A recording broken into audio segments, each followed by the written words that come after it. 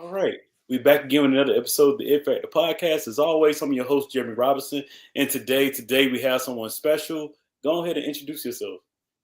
Yes. Hi. How are you guys? Thank you for having me on, Jeremy. My name's Natasha Camy. I'm from Philadelphia, Pennsylvania, and I live in New Jersey. Yes, indeed. That's amazing. So how are you doing mentally, physically, and emotionally?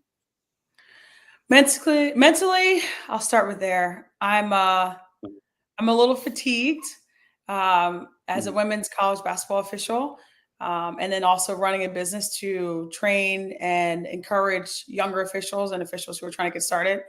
As you can imagine, it's a lot to balance at once. But this weekend, I jokingly said I had the best weekend in my career in a very long time. I had two equivalent of home games, three games with very close friends of mine, and emotionally, I'm doing really well because those are the times that you really look forward to when you get to be around people that you really enjoy, and then obviously my family encourages me and really lifts me up, and so that was exactly what I needed at this time of the year.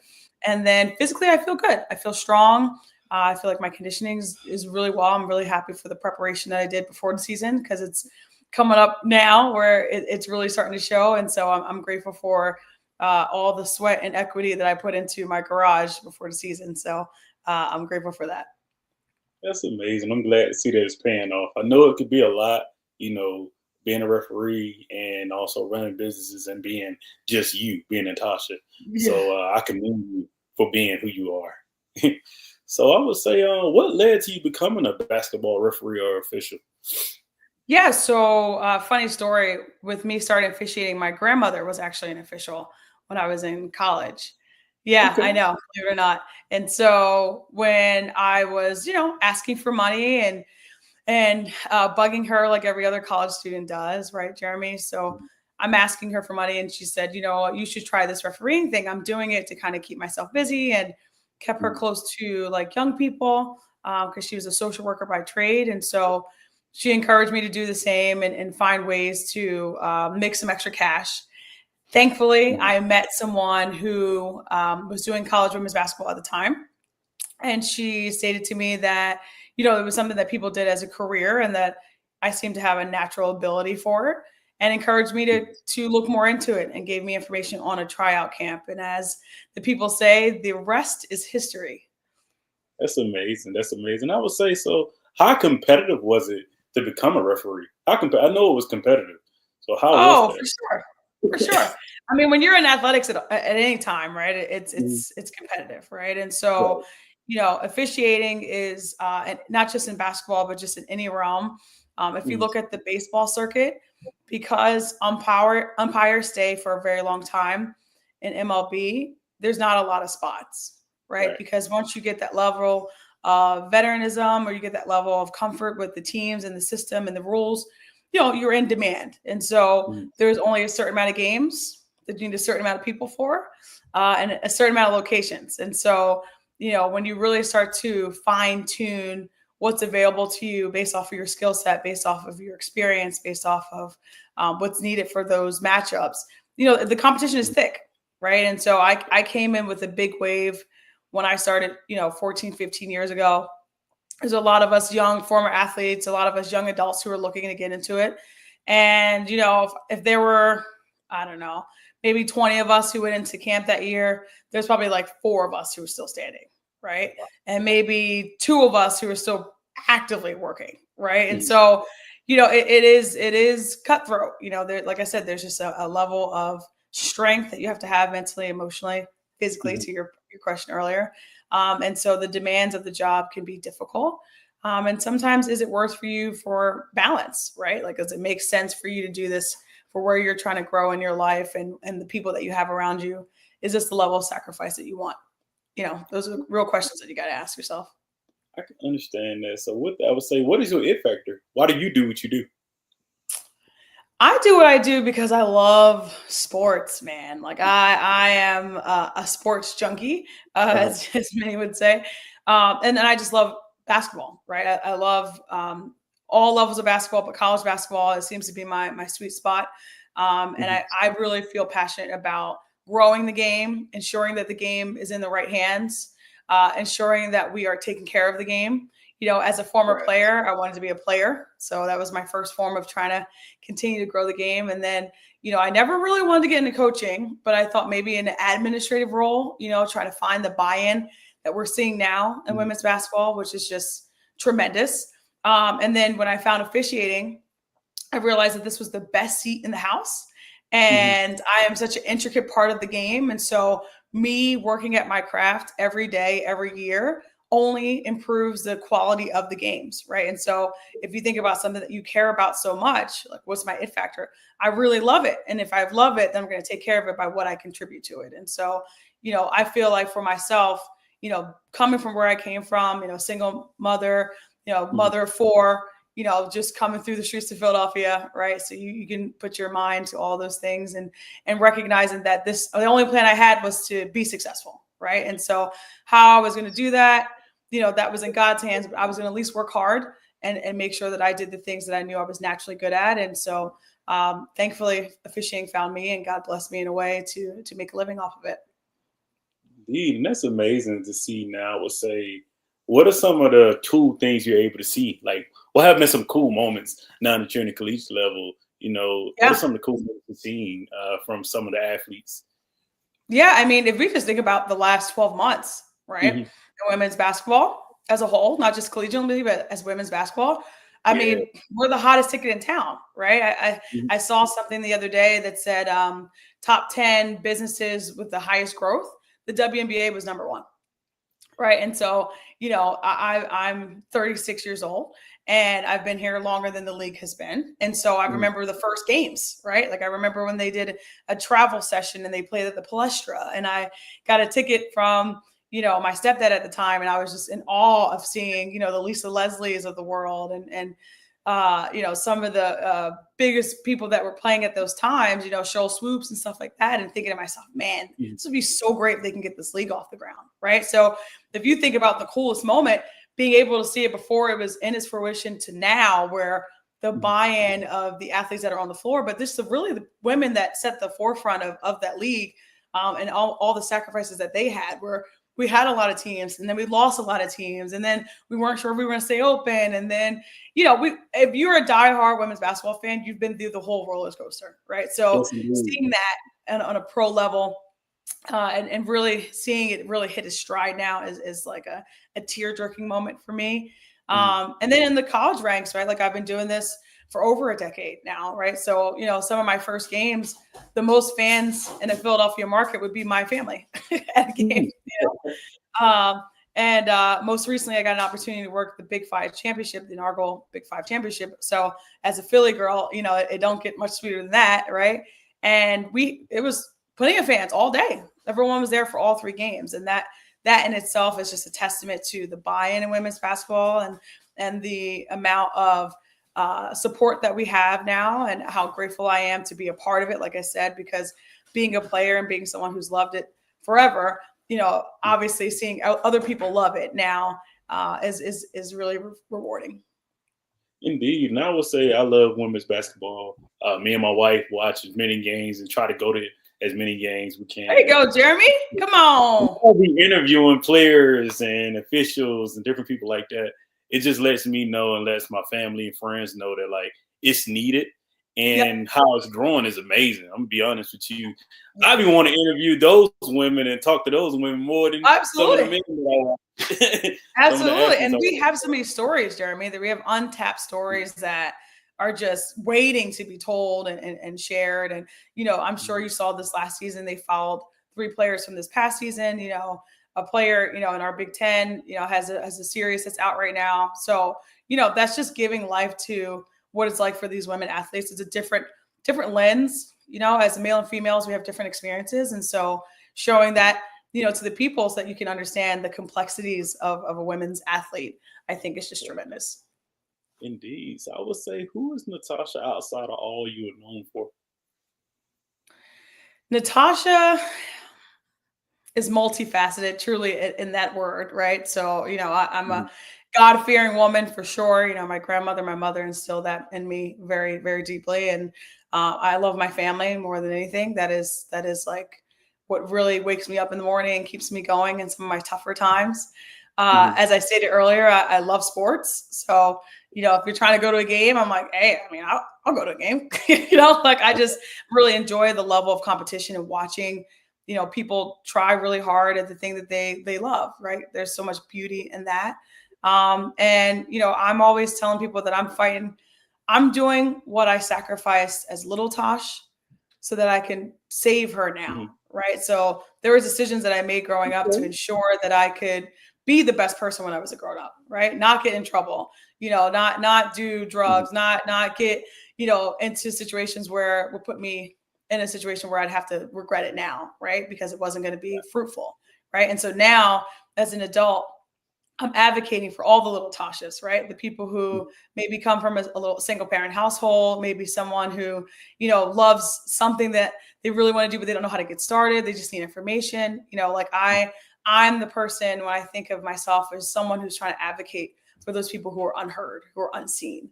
And then how do we do that in a way that's efficient and that Mhm. can provide them an economic status that they may not have thought of?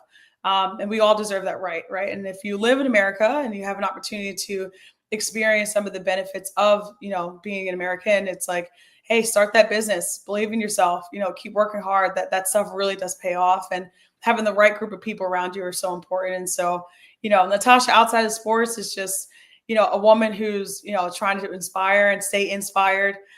Someone Mhm. who's works her butt off and really tries to advocate for all and really thinks of the little Tashas out there who are trying to find their way and just need a little extra help. I love that. I love that.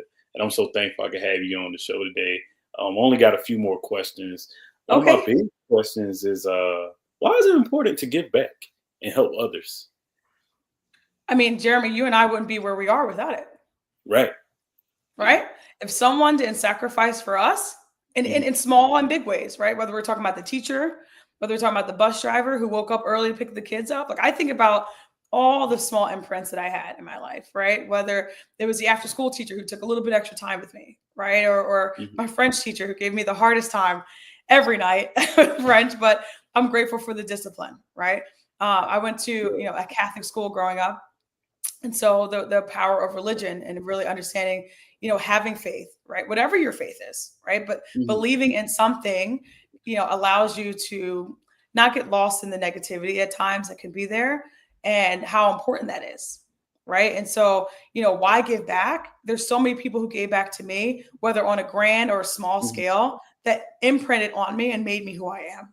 Right. And so it's Yeah. my duty, it's your duty to continue to give back and make this world a better place because that's what's always been done. That's how we evolve humanity as itself. And so, it doesn't have to always be, give 100 hours, 900 hours of customer service or community service. You Mhm. can just do, hey, I'm going to show up to the school and speak today. Right. Or Definitely. today I'm gonna help this woman with her bag. That might be all she needed, right? Like Mhm. just that small gesture could change that person's day for that day. And so, it's just so important to really try to put others, thoughts in your mind as well when you're out there, because I think that we all could use as much positivity as we can get these days. And really that's how the world keeps turning is giving back. Definitely, definitely. And I would say, tell us about your amazing company that you have. How did you Yeah. start it? Yep. When did you know that you want to do Referee Ready Academy? And Mhm. like, why is it important? Referee So Ready Referee Ready Academy, by the Academy. way.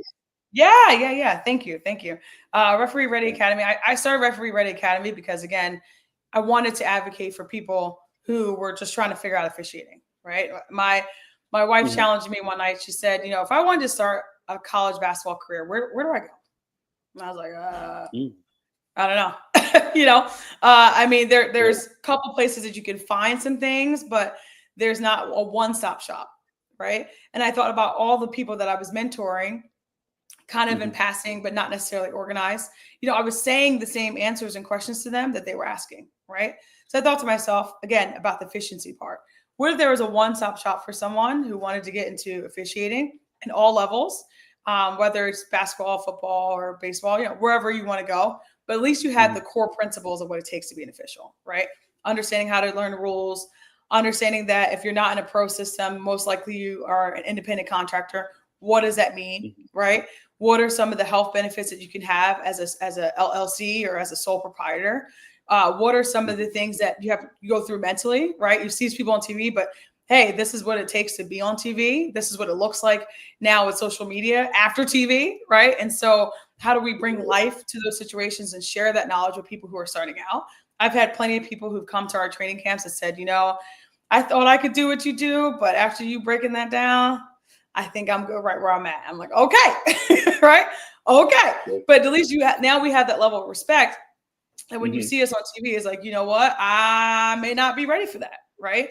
Not that you can't get there, but you have an understanding of what it takes, right? That knowledge is power type of thing. And so, Referee Ready really tries to encourage people. We're really big on building community. We're also big on providing information. I think information is key, right? If you have information, you can make educated decisions about your life and what you want to do with it, right? And so not everybody can work the Final Four, but even if you want to make an extra $30,000 a year, still a great place, right? If you want to make an extra $200,000 a year, perfect place, right? So it's up to you and what you put into it. And I think that if you love a sport and you want to find a way to provide extra money for your family, or you want to find a way to find a community of other people who are really passionate about giving back to the game in another way, Referee Ready is the perfect place. And so I wanted to create a place where, again, if I was starting over, where would I go? I would start with me, right? A safe space, a well-rounded space, a holistic space where they're not just thinking about X's and O's, but they're thinking about me as an individual. And even if I go as far as they are, as I am, or if I go just halfway, I'm prepared on the beginning and not trying to figure that out as I go. You got everything you need right here. Definitely. I love that. And you're doing such an amazing job. When I was researching and looking for you a couple months back, I was like, gotta have Natasha on the show. Love what she doing. Love what she doing. I appreciate that. I appreciate that. No problem. No problem. I would say, when it's all said and done, what would you like to be remembered for? There's a saying that they say, you remember how you made people feel, right? So it's not about what you do. They remember how you made them feel. And so, obviously Referee Ready, I pray that it lives on past me. Someone takes the torch and they continue the mission and the journey of providing resources for officials and bringing training to them so that they're ready and equipped for every game. Right. But I really pray that when it is my time, when God calls me home, that people remember how I made them feel, right? That when they interacted with me, they felt heard. When they interacted with me, we shared a laugh, right? Or they felt like I was able to put them in a position that they weren't necessarily in, or find a way to get them the information that they're asking for. And so, I want to be remembered as someone who was willing to help, someone who was driven and focused on, improving a game that I've loved since the day I felt like I was breathing, right? And then also inspiring other people to do their part, right? About what you said about giving back and really encouraging that mantra and that attitude of, this is what we must do, right? When you reach a level of success or you have a level of access, it's important to not forget where you came from, but also give back to people so that they can make their own way, right? They may not do exactly what you say. They may not even do it how you say it, right? But if they have the information, Jeremy, they can do what is needed for their family and for themselves. And so, for me, it's just so important that I try to do my part. I was talking to one of my friends today about how important it is that we all just do our part, and whether that's for you, Jeremy, showing light on various people's experiences, whether their careers and how they've handled certain situations. But my part is to make this game better and officiating and encouraging people to get into it, and also giving them information to give a little bit of grace on some of these games, knowing that we're human beings. And so that's the part that I play. And so, as we evolve as humans, our positions and our parts in the world change. As a mother, it changes, as a wife, it changes, right? But my part is still the same at its core, which is trying to make things a little bit better. Indeed, I love that. And I say, do you have any questions for me? Yeah. I mean, what made you start It Factor podcast? Yeah. So I started it back in 2019. I seen the need. I would say that me and my friend now going into season 6, which started Sunday, to be fun. It's so funny, man, how I just leading back up to 6 years. Thank you. Yeah. And I would say that we were sitting at the house and was like, man, you love to talk to people. You know a lot of people. you should reach out. And at the end of the day, I started reaching out to people, and they were just tech people because I'm an engineer outside of being a podcaster. And I was Yeah. like, I know more than engineers. I want to interview more people, and to see where it's at now, over 200 some plus people, need to be any type of background that they had, famous to the common working day people. You Yeah. can't say nobody else does it like the Impact Podcast. So just thankful to be able to do that, and thankful for the impact that I see that I'm making. So So definitely. you've seen the imprint of what you're doing. Definitely. So I Yeah. was able to write a book called The Art of Networking. Been able to do Come volunteering on. events. About my 5 year book event that we about to give out books to the kids in a couple days. So got a lot of books. My sorors got a lot of books. So good to Come be on. donating there. And just love to see that people like the podcast, but outside of just the likes and follows, it's cool to see people reach out like, hey, how can I get in touch with Natasha? Because I want to know how to be official. Or how can I get in Yeah. touch with this person? And that's what it's all about. I would have Connecting never people. thought it would be like this. Connecting people. Definitely. Yeah. Yeah. Definitely. Do you feel that you've learned a lot from the people that you've interacted with? I have. I would say I have. I find myself reaching back out to you all and trying to see how, like, hey, how can we stay connected? But also Yeah. just seeing y'all succeed. I succeed. Mm. I'm like, wow, that's Ah, crazy. This happened. I'm like, okay, yeah. cool. Let's keep it going. So it makes me happy. Definitely. So see, we are very similar in that way, Jeremy, where we are fueled by seeing other people's success and obviously giving them a platform to share their success, right? And so Mhm. that's, again, that goes back to you doing your part, and we are called to do those things. It's so important that we do those things. And shout out to you for writing a book and sharing that information permanently, right? Like Thank when you. you go, that book will live Still on, there. and that's amazing. Yes, indeed. So thank you so much for this episode. I look forward to working with you again. Maybe in Yeah. person. I'm located in Atlanta, Georgia, and Okay. Nice. definitely I look go forward. I go through Atlanta a lot with travel. Okay. All right. Yeah, I think I was there. Hold on, because I'm a little turned around yesterday morning. So Okay. yeah. Cool. Well, So definitely, we'll make some happen. And this is live, so I'll send you the link. okay, And when I post and do all those things, I'll also reach back out to you. But thank you so okay. much. Keep being great. Thank you, Yes, Jeremy. Thank you indeed. so I'll much for talk to you tonight. I soon. appreciate it.